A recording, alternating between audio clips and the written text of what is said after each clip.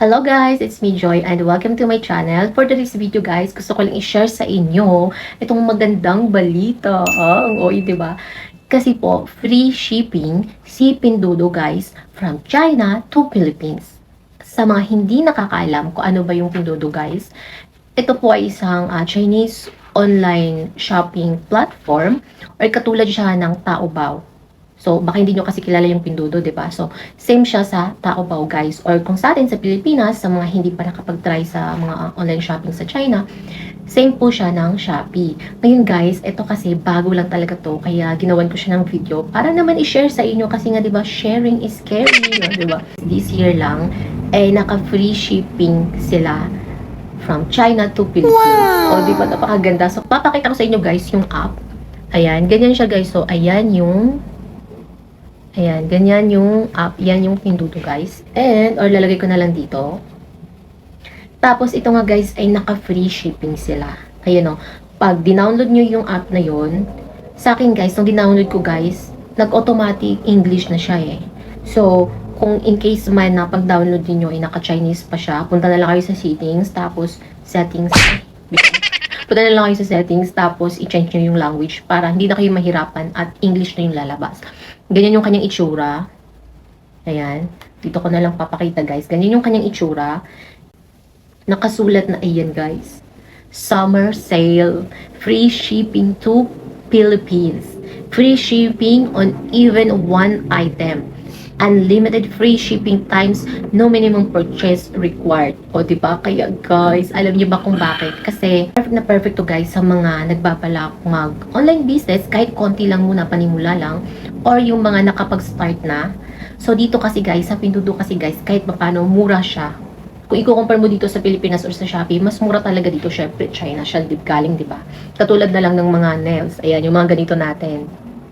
Tulad ng mga nails nito ha, yun, nakaka-order ko nga lang. Kasi, makaka-order ka doon ng 50 pesos, 60 pesos, 70 pesos. Tapos, yung quality na yun na nails or press-on nails, nasa 100 pesos above siya sa atin. So, imagine. Tapos, free shipping pa. O, diba, pwede mo pang business yun. So, guys, itong Pinduoduo, medyo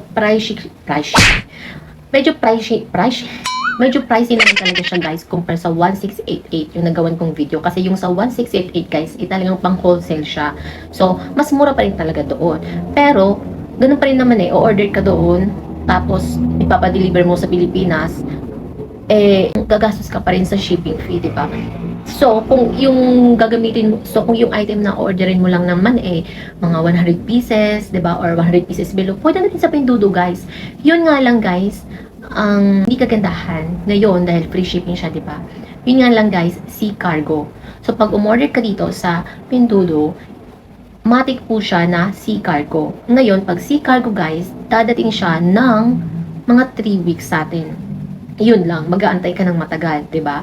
So kung rush yun guys, wag mong orderin dito kasi rush siya Either sa Taobao tapos direct to Philippines, yun nga lang mahal yung shipping fee. Pero dito, perfect lang to sa mga hindi nagmamadali. Pero okay na din, mabilis na din yun guys, 'di ba? Ayun nga, papakita ko sa inyo yung mga in-order ko kasi syempre mura lang dito. So ang dami kong in-order ng mga nails, ayan yung mga price makikita mo. Tapos andiyan pa yung laruan, tsaka mga snacks guys, kasi ang mga snacks nila talagang mura lang. Alam mo yung tipong isang box, isang box lang. Tapos 10 pieces na yung laman, then 50 pesos, 60 pesos, 70 pesos lang, 'di ba? Kaya ayan, try nyo na yun guys, download the app. And then, hindi naman mahirap sa payment guys, kasi pwede namang Mastercard, Visa card, ayan. GCash, hindi ko alam kung may nalabas ba doon. Pwede siguro GCash na card kung meron kayo nun, kasi Mastercard na ata yun, di ba? Ako, nung nag-payment ako, ginamit ko WeChat kasi may laman naman yung WeChat ko. And then, nga lang guys, walang COD dito, okay? Hindi uso sa mga Chinese na shopping platform, hindi uso sa kanila ang COD. Dahil alam naman natin na cashless na ang China, di ba? So, walang COD dito guys. And, yun lang, ang dami nyo talagang mabibili dyan. And, tuturo ko na lang din sa inyo, ayun, mabilisan lang din talaga to guys, no? Tuturo ko na lang din sa inyo kung paano kayo mag-add to cart. Kasi ang daming nahihirapan dyan. Kahit ako, nung una ko, first time ko dito, medyo nahirapan ako kasi pag view nyo yung ano na yan, yung lalabas na mga items, automatic guys, buy now. So, mapupunta kayo sa checkout agad. So, syempre, gusto natin pumili pa tayo ng ibang items, 'di ba? Nasasabay sa iisang store. So ang gagawin niyo po, punta kayo sa store muna. Ayan, i-click niyo muna yung item na lalabas diyan sa feed niyo. Tapos pagka-click niyo, scroll down lang and then makikita niyo yung store.